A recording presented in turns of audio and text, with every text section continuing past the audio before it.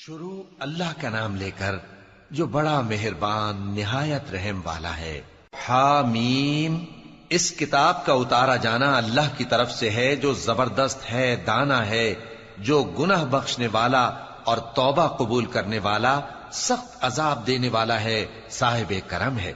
اس کے سوا کوئی معبود نہیں، اسی کی طرف لوٹ کر جانا ہے۔ اللہ کی آیتوں میں وہی لوگ جھگڑتے ہیں جو کافر ہیں،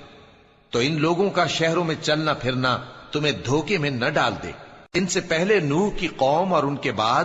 اور امتوں نے بھی پیغمبروں کی تکذیب کی، اور ہر امت نے اپنے پیغمبر کے بارے میں یہی قصد کیا کہ اس کو پکڑ لیں اور بیہودہ شبہات سے جھگڑتے رہے کہ اس سے حق کو زائل کر دیں، تو میں نے ان کو پکڑ لیا، سو دیکھ لو میرا عذاب کیسا ہوا۔ اور اسی طرح کافروں کے بارے میں بھی تمہارے پروردگار کی بات پوری ہو چکی ہے کہ وہ اہل دوزخ ہیں۔ جو لوگ عرش کو اٹھائے ہوئے اور جو اس کے گردا گرد حلقہ باندھے ہوئے ہیں یعنی فرشتے، وہ اپنے پروردگار کی تعریف کے ساتھ تسبیح کرتے رہتے ہیں اور اس پر ایمان رکھتے ہیں، اور مومنوں کے لیے بخشش مانگتے رہتے ہیں کہ اے ہمارے پروردگار، تیری رحمت اور تیرا علم ہر چیز کو سموئے ہوئے ہے، تو جن لوگوں نے توبہ کی اور تیرے رستے پر چلے ان کو بخش دے اور دوزخ کے عذاب سے بچا لے۔ اے ہمارے پروردگار، ان کو ہمیشہ رہنے کی بہشتوں میں داخل کر جن کا تو نے ان سے وعدہ کیا ہے، اور جو جو ان کے باپ دادوں اور ان کی بیویوں اور ان کی اولاد میں سے نیک ہوں ان کو بھی،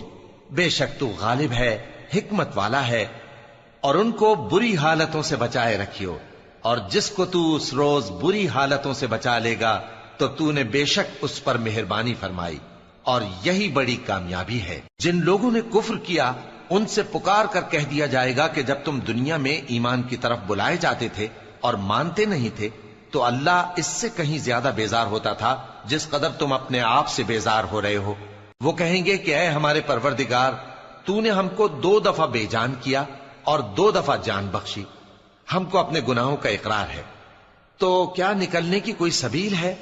یہ اس لیے کہ جب تنہا اللہ کو پکارا جاتا تھا تو تم انکار کر دیتے تھے، اور اگر اس کے ساتھ شریک مقرر کیا جاتا تھا تو مان لیتے تھے۔ سو حکم تو اللہ ہی کا ہے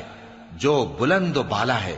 بڑا ہے۔ وہی تو ہے جو تم کو اپنی نشانیاں دکھاتا ہے اور تم پر آسمان سے رزق اتارتا ہے، اور نصیحت تو وہی حاصل کرتا ہے جو اس کی طرف رجوع کرتا ہے۔ تو اللہ کی عبادت کو خالص کر کے اسی کو پکارو، اگرچہ کافر برا ہی مانے۔ وہ مالک درجات عالی اور صاحب عرش ہے، اپنے بندوں میں سے جس کو چاہتا ہے اپنے حکم سے وہی بھیجتا ہے تاکہ ملاقات کے